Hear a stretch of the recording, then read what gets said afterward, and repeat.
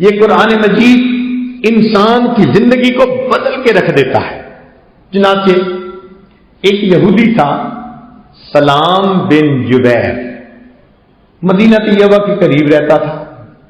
وہ وہاں سے بلاد شام آیا کہ میں کچھ تجارت کی چیز خریدوں۔ اس نے اپنی ساری چیزیں خرید لی، واپس جانے لگا تو ایک غلام بک رہا تھا، مگر وہ کمزور بھی تھا، رنگ بھی کالا تھا، نہ شکل نظر آتی تھی نہ عقل نظر آتی تھی، مگر دینے والا بڑی تھرو اوے پرائز پہ اس کو بیچ رہا تھا۔ تو سلام بن جبیر نے سوچا اس کو بھی لے لیتا ہوں، کچھ نہ کچھ تو مجھے پروفٹ مل ہی جائے گا۔ وہ اس کو لے کے مدینہ طیبہ پہنچا۔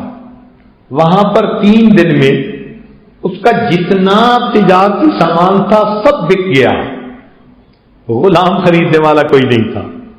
جو دیکھتا تھا کہ یہ کام تو کر نہیں سکتا، بیمار نظر آتا ہے، ہڈیوں کا ڈھانچہ، نہ شکل ہے نہ عقل ہے نہ علم ہے۔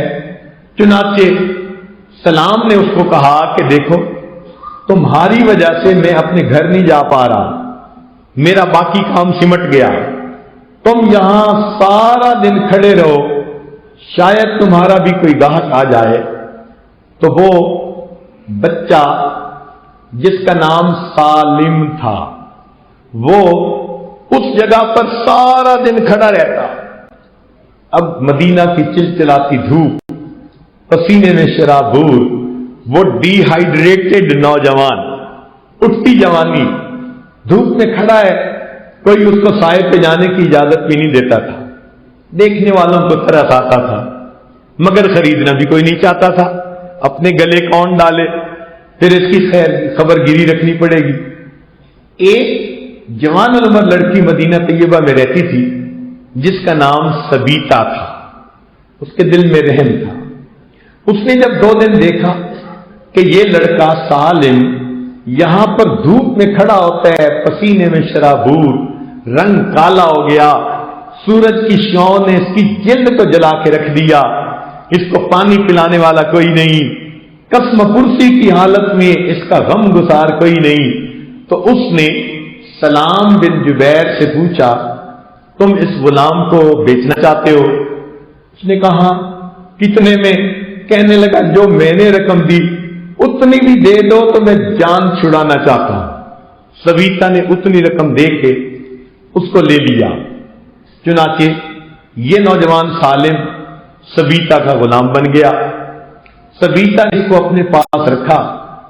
تھوڑا عرصہ گزرا تو ایک اور عرب تاجر جو مکہ مکرمہ سے شام آئے تھے وہ اپنے سامان کو لے کر واپس چلے، مدینہ طیبہ ٹھہرے۔ ان کو بھی یہ واقعہ کسی نے سنایا کہ ایک جوان لڑکی اتنی رحم دل، اس نے بچے پہ ترس کھا کے اس کو خرید لیا۔ اس کو یہ بات اچھی لگی، اس نے سبیتا کے گھر نکاح کا پیغام بھیج دیا۔ والدین کو پسند آیا۔ مکہ مکرمہ کا رہنے والا تاجر ہے، باعزت ہے، تو بچی کے لیے اتنے اچھے رشتے کہاں آتے ہیں؟ انہوں نے اپنی بیٹی سبیتا کا نکاح کر دیا۔ اس کا نام تھا ابو حذیفہ۔ وہ کچھ دن تو وہاں رہے، پھر انہوں نے کہا جی مجھے تو مکہ مکرمہ جانا ہے۔ وہ اپنی بیوی سبیتا کو بھی لے کر چلے۔ یہ سالم چونکہ سبیتا کا غلام تھا یہ بھی چل پڑا۔ مکہ مکرمہ پہنچے تو وہاں جا کر ابو حذیفہ نے ایک تبدیلی محسوس کی۔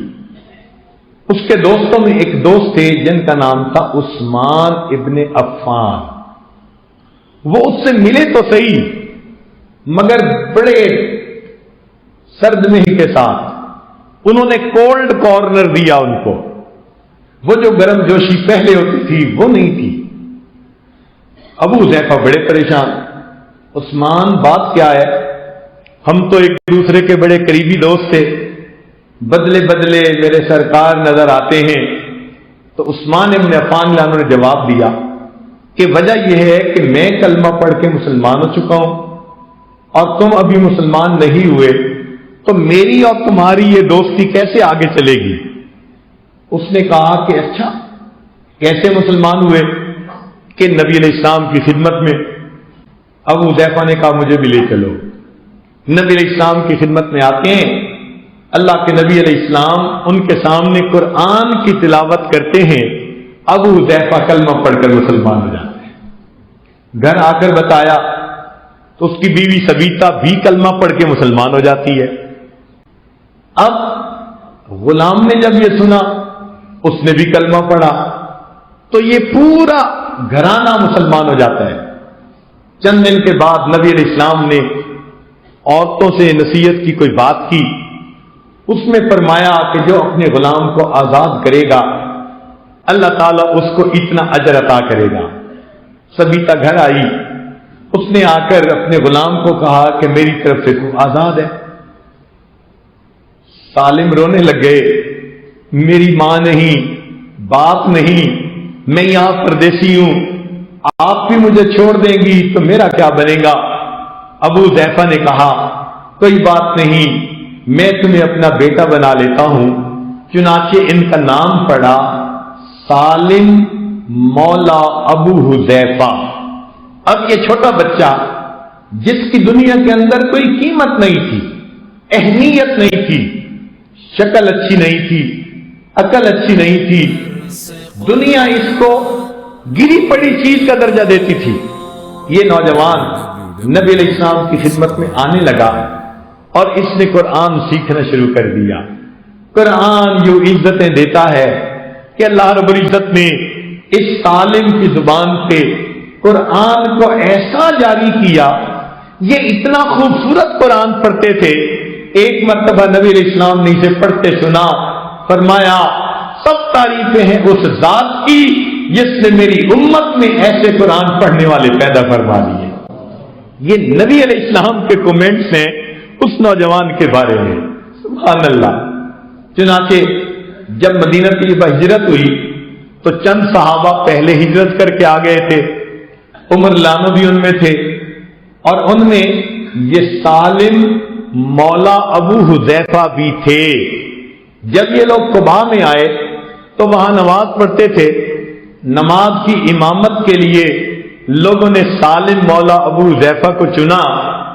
چنانچہ سالم امامت کرواتا تھا اور ان کے مقتدیوں میں عمر بن الخطاب رضی اللہ عنہ تھے. مکہ مدینہ طیبہ کے یہودیوں کو اپنی آنکھوں پہ یقین نہیں آتا تھا. یہ وہی لڑکا ہے جو 24 گھنٹے دھوپ پہ کھڑا رہتا تھا، جو سارا دن دھوپ پہ کھڑا رہتا تھا، اسے خریدنے والا کوئی نہیں تھا. آج اس بچے کو عزت ملی، امامت کے مسلح پر کھڑا ہے اور اس کی اقتدا میں عمر فاروق رضی اللہ تعالیٰ عنہ بھی نماز ادا فرما رہے ہیں. نبی علیہ السلام نے ایک مرتبہ سالم کو دیکھا. فرمایا سالم کا دل اللہ کی محبت سے پورا کا پورا بھرا ہوا ہے. صحابہ ان کا اکرام کرتے تھے. اللہ نے سالم کو پھر وہ عزت دی. کتابوں میں لکھا ہے عمر الخطاب لانو کی شہادت کا وقت ہے. آخری وقت میں ایک ٹھنڈی سانس لیتے ہیں. فرماتے ہیں کاش سالم زندہ ہوتا. کسی نے کہا کیوں؟ فرمانے لگے کہ مجھے پھر اور خلیفہ بنانے کے لیے کسی اور کے نام لینے کی ضرورت نہیں. اور پھر ساتھ یہ بھی کہا اگر قیامت کے دن عمر بن خطاب سے پوچھا جاتا تم نے سالم کو خلیفہ کیوں بنایا تو میں اللہ رب العزت کے سامنے جواب دیتا اللہ میں نے آپ کے سچے پیغمبر اسلام کی سچی زبان سے یہ سنا. انہوں نے فرمایا سالم کا دل پورا کا پورا اللہ کی محبت سے بھر چکا. وہ بچہ جسے کوئی خریدنے والا نہیں تھا، اللہ رب العزت دیکھیے اس کو کیا بلندیاں عطا فرماتے ہیں. قرآن مجید دنیا میں آیا ہی اسی لیے ہے یہ گرے پڑوں کو اٹھا دے، کار مذلت میں پڑے ہوئوں کو اوج ثریا پہ پہنچا دے.